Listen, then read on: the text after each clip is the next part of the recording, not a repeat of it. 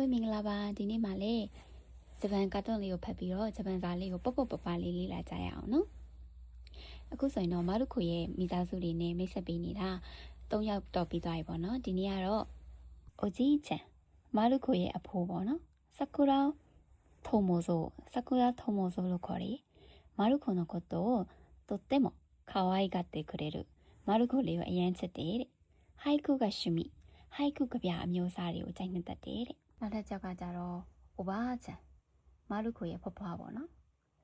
おちょこちょいのおじいちゃんを支えるしかり者おちょこちょいဆိုတာကြတော့ပေါ့ပေါ့ဆဆလုပ်တဲ့သူပေါ့နော်အမှားလွယ်လွယ်လေးနဲ့မှားတတ်တဲ့おじいちゃんအဖိုးကို支えるしかり者အမြဲတမ်းကူညီပေးနေတဲ့သူတဲ့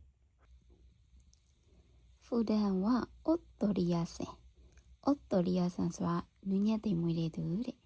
お姉ちゃんမာရုခိုရဲ့အမပေါ့နော်ဆာကူရာဆာကီကိုလို့ခေါ်တယ်တဲ့小学校6年生မူလာတန်း6တန်းတောင်းသူလေးတဲ့クールで現実的な性格クールဆိုတာကြတော့အင်္ဂလိပ်ဆိုလို့ရှိရင်တော့ COOL คูลပေါ့နော်လောက AC တည်ငြိမ်ပြီးတော့